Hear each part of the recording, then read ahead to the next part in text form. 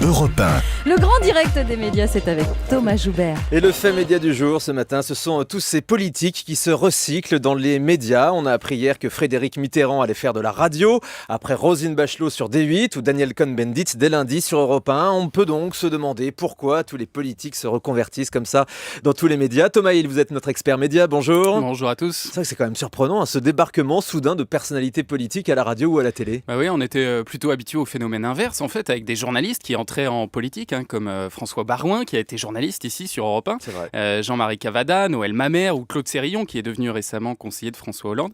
Mais apparemment, Roselyne Bachelot a ouvert une brèche l'année dernière en intégrant le Grand 8 puisqu'ils sont assez nombreux à l'imiter maintenant. En début de saison, on a un petit peu oublié parce que l'émission n'a pas duré très longtemps, mais dans l'émission de Bruce Toussaint sur France 2, il y avait comme chroniqueuse Clémentine Autain qui venait du parti de gauche. Ouais, dans l'émission Vous trouvez ça normal? Voilà, c'est ça. Et puis là, hier, Canal a donc confirmé que Jeannette Bougrab, l'ancienne secrétaire d'État sous Nicolas Sarkozy, serait dans l'équipe du Grand Journal lundi.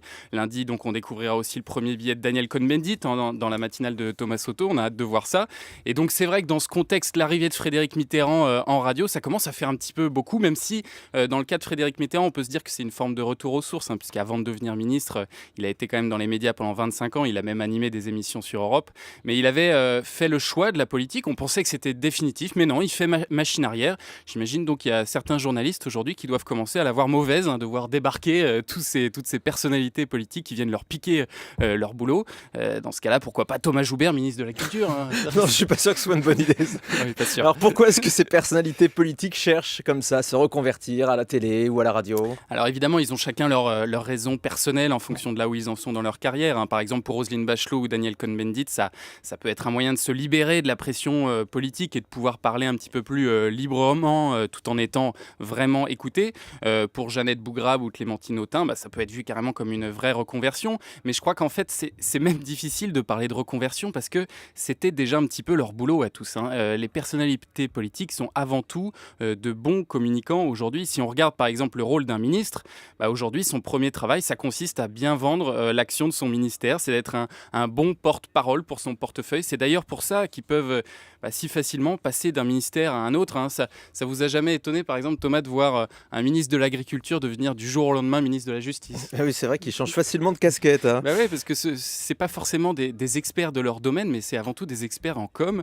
En fait, ce phénomène des politiques qui arrivent dans les télés et radios, c'est assez symptomatique de ce qui est devenu la politique nationale aujourd'hui, un exercice médiatique avant tout. Et oui, et du coup, on comprend que les médias donc, les accueillent à bras ouverts, puisqu'on le comprend, ils connaissent déjà le boulot. Oui, ils sont parfaitement armés, ils savent très bien parler dans un micro, ils en ont l'habitude. Imaginez par exemple le training médiatique qu'a reçu Roselyne Bachelot au cours de sa carrière, les milliers d'interviews auxquelles elle a dû répondre. Alors après quelques petits conseils et une petite période de rodage, ils sont très vite opérationnels.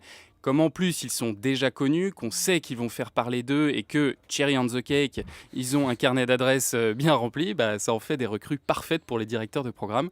Après, le seul petit risque dans tout ça, c'est d'entretenir auprès du public l'idée d'une complicité entre les mondes politiques et médiatiques. On le voit dans les enquêtes d'opinion que les Français sont souvent très critiques envers les journalistes qu'on peut trouver injustes, mais je ne suis pas sûr que ce nouveau phénomène aidera à améliorer leur image. Oui, ça c'est certain. Et Roselyne Bachelot qu'on a reçue dans cette émission, on a pu le constater, elle est toujours dans un exercice de séduction auprès du public, comme s'il était toujours un petit peu une femme politique à la recherche de voix. C'est vrai qu'elle adore séduire le public, séduire ses interlocuteurs. Roselyne Bachelot, donc, qui a ouvert la voie de tous ces politiques qui font désormais de la radio ou de la télévision. On rappelle donc Jeannette Bougrab au Grand Journal dès lundi sur Canal+, Daniel Cohn-Bendit sur cette antenne dans la matinale de Thomas Soto à découvrir également dès lundi. Merci beaucoup Thomas Hill pour le fait média du jour.